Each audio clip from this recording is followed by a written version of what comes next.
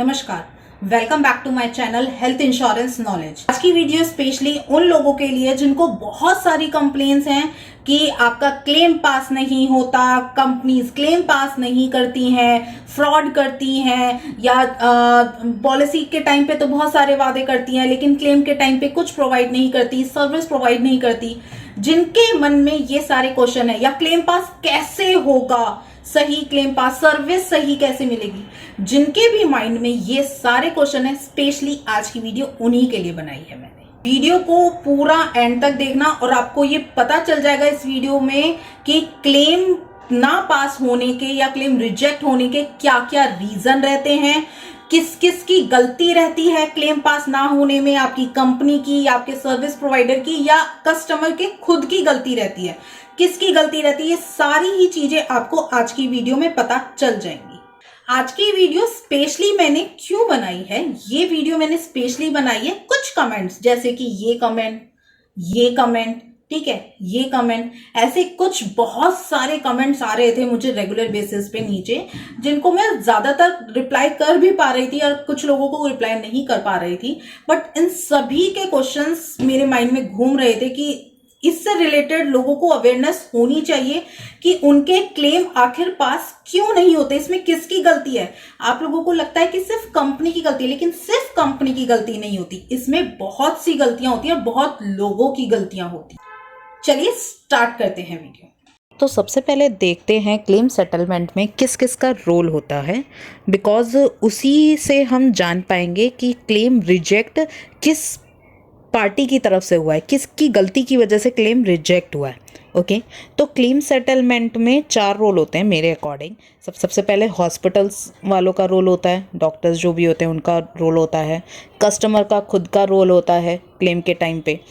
आपने जिस भी सर्विस प्रोवाइडर से पॉलिसी बाय की है, चाहे वो एजेंट हो, ब्रोकर हो, वेब एग्रीगेटर हो, आप उसका रोल होता है, या फिर डायरेक्ट कंपनी से बाय करिए तो उनका रोल होता है। तो इन लोगों का रोल होता है क्लेम सेटलमेंट के टाइम पे।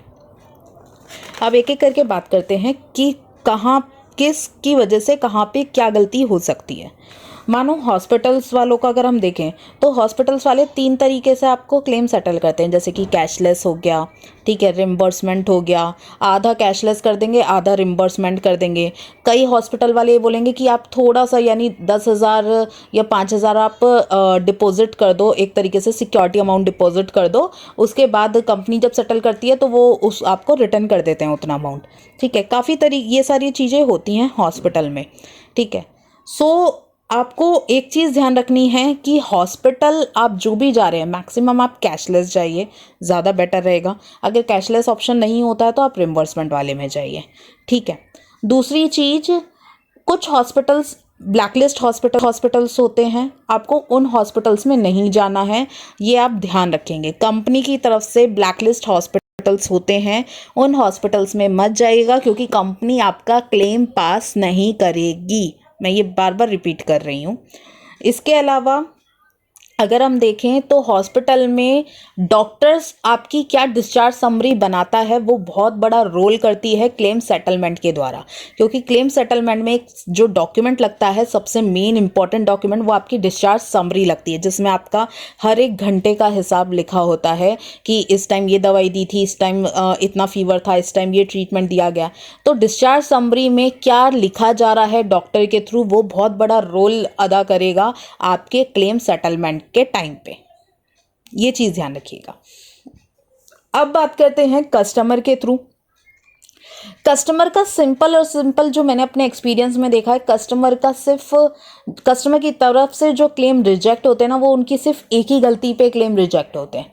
किस गलती पे? कि कस्टमर को कोई ना कोई प्री एग्जिस्टिंग डिजीज़ होती है, पहले से कोई बीमारी होती है या मेडिकल हिस्ट्री होती है, जो पॉलिसी बाय करते टाइम तो कस्टमर नहीं बताता, लेकिन जब वो हॉस्पिटल में होता है, वहाँ जब डॉक्टर उनसे ये चीज़ पूछते हैं ना कि बताओ बीपी है, डायबिटीज़ है, या फिर XYZ कोई ट्रीटमेंट तो नहीं चल रहा, कोई दवाई तो नहीं ले रहे, कोई प्रॉब्लम तो नहीं थी, क्योंकि उसके अकॉर्डिंग ही हम ऑपरेशन, सर्जरी या इनको आगे का ट्रीटमेंट देंगे।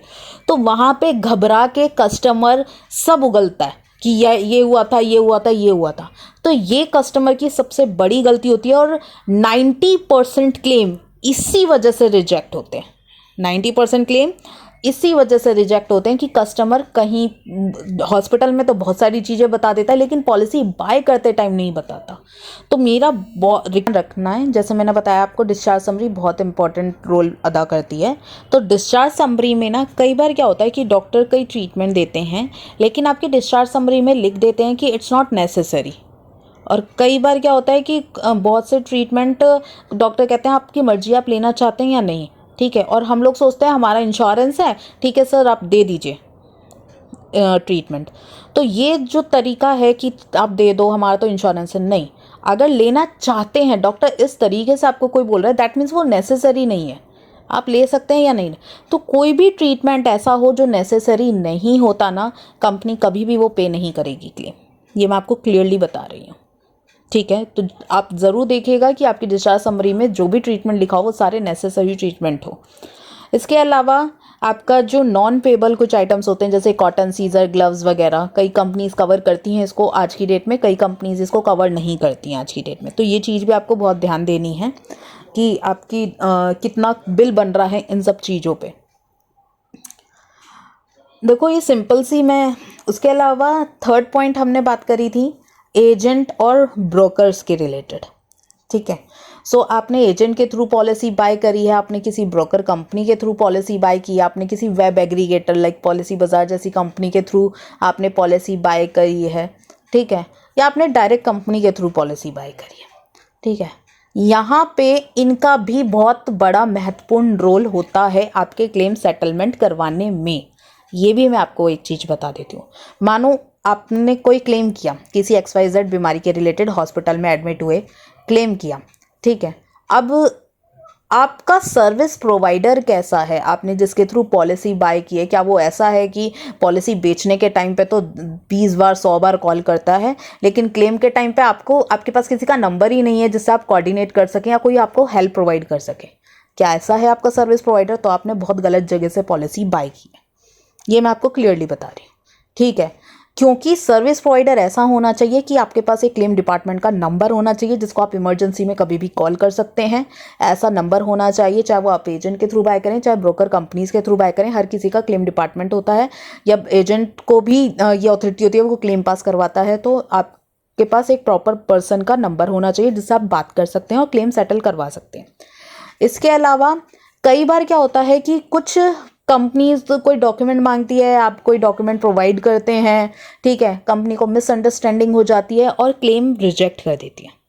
आपके पास एक अथॉरिटी होती है कि आप अपने क्लेम को रीओपन करवा सकते हैं, ठीक है। ये अथॉरिटी आपके पास होती है। अगर आपको लगता है कि आपका क्लेम गलत तरीके से रिजेक्ट किया है, ये रिजेक्ट नहीं होना था, आपको क्लियरिटी पता है, तो आप अपने क्लेम को रीओपन करवा सकते हैं। और यहाँ भी आपके सर्विस प्रोवाइडर का ही रोल है क्योंकि वही हेल्प करेगा रीओपन करवाने में, आपको सारी चीज़ें गाइड करने में कि कैसे रीओपन होगा। तो आप अपने क्लेम को रीओपन करवा सकते हैं। जो भी उन्होंने रीज़न दिया है क्लेम रिजेक्ट करने का, उस रीज़न पे प्रॉपर मेल मार्क करिए, प्रॉपर उनको बताइए कि क्या ये गलत रीज़न दे रहे हैं, जो भी एक्सप्लेनेशन है प्रॉपर दीजिए, आपका क्लेम पास हो जाएगा, इसकी मैं गारंटी लेती हूँ, अगर आपने प्रॉपर वैलिड तरीके से आप सारी चीज़ें समझा रहे हैं, ठीक है। तो यहाँ पे बहुत बड़ा रोल अदा करती हैं आपकी सर्विस प्रोवाइडर कि आप कहाँ से पॉलिसी बाय कर रहे हैं, ये ज़रूर इम्पॉर्टेंट है, ये बहुत बड़ा रोल है, ठीक है। इसके अलावा लास्ट ऑप्शन आपके पास क्या है, आपका सर्विस प्रोवाइडर आपको हेल्प नहीं कर पा रहा लेकिन आपको ये है कि नहीं मेरा गलत क्लेम रिजेक्ट हुआ है, आपको कंपनी हेल्प नहीं कर पा रही, तो लास्ट ऑप्शन आपके पास ये है कि IRDA की वेबसाइट पे जाके आप वहाँ पे कंप्लेन रेज कर सकते हैं अपनी कि ये क्लेम नंबर है मेरा और ये क्लेम रिजेक्ट किया गया था इस वजह से। हर कंपनी के पास रिकॉर्डिंग्स अवेलेबल होती हैं, ठीक है। अगर आपने किसी ब्रोकर, वेब एग्रीगेटर या कंपनी के थ्रू पॉलिसी बाय करी है तो उनके पता है कि आप कस्टमर ने आपको क्या बताया था, क्या तरीके से पॉलिसी दी गई है, और अगर वहाँ पे आपका वैलिड होता है रीज़न तो आपका क्लेम पास करवाएगी IRDA कंपनी है। उनका मेन एंड ऑप्शन आपके पास फिर वही रहेगा कि IRDA के थ्रू आपका फिर क्लेम पास होगा, कंपनी को देना पड़ेगा क्लेम फिर, अगर IRDA आपका अप्रूव करता है तो क्लेम। एग्जाम्पल आप खुद पे लेके चलिए सभी लोग कि आपने किसी ने आपको 10,000 20,000 रुपये दिए, ठीक है, और एक एग्रीमेंट, एक डॉक्यूमेंट साइन किया है बेशक एक डॉक्यूमेंट साइन किया है कि कभी भी कोई दिक्कत होती है तो आप उसको 10,000 के बदले आप उसको 5 लाख रुपए दोगे, क्या आप दोगे? आप देना चाहते हो? आप नहीं देना चाहते। आप 100 कमियां निकालोगे कि आपको वो 5 लाख रुपए ना दें, क्योंकि कौन देना चाहेगा 10,000 रुपए के बदले में 5 लाख रुपए? कोई नहीं देना चाहेगा, ये फैक्ट है। तो वैसे ही कंपनी को आप कितना प्रीमियम देते हो? 10,000 20,000 रुपए प्रीमियम देते हो और आप एक्सपेक्ट करते हो कंपनी आपका 2 लाख 3 लाख 5 लाख का क्लेम पास करे। कंपनी नहीं करना चाहती, ये मैं क्लियरली बता रही हूँ। लेकिन कंपनी किसी के अंडर काम कर रही है, जो आपसे डॉक्यूमेंटेड साइन हुए लीगल तरीके से काम कर रही है, IRDA के अंडर काम कर रही है, तो इस वजह से उसको क्लेम पास करना पड़ रहा है। वो करना नहीं चाहती बट उसको करना पड़ रहा है क्योंकि वो किसी के अंडर काम कर रही है कंपनी। एक रूल, एक लीगल अथॉरिटी बैठी है ऊपर, IRDA, ठीक है, इसीलिए उसको ये करना पड़ रहा है। तो सिंपल फैक्ट, जब भी कोई क्लेम जाता है ना तो कंपनी 100 रीज़न निकालेगी क्लेम रिजेक्ट करने के लिए। अगर आपका वैलिड, मैं हर अपनी वीडियो में हर जगह में यही बोलती हूँ कि अगर आपका वैलिड क्लेम है तो कंपनी क्या, किसी का बाप भी आपका क्लेम रिजेक्ट नहीं करा सकता, सिंपल शब्दों में। अगर आपको आज का कॉन्सेप्ट, आज की वीडियो अच्छी लगी हो तो मेरी वीडियो को जरूर लाइक कीजिएगा, ज्यादा से ज्यादा इस वीडियो को शेयर करिएगा, ताकि जिन भी लोगों के माइंड में ये डाउट है कि हेल्थ इंश्योरेंस सिर्फ एक फ्रॉड है, कंपनी क्लेम पास नहीं करती, उन सबके ये डाउट क्लियर हो सके। और चैनल को सब्सक्राइब जरूर कीजिएगा, अगर आपने अभी तक चैनल सब्सक्राइब नहीं किया है, बेल आइकन पे बटन जरूर दबाइएगा ताकि आपको कंटिन्यूअसली नोटिफिकेशंस आते रहें। Thank you so much, have a nice day.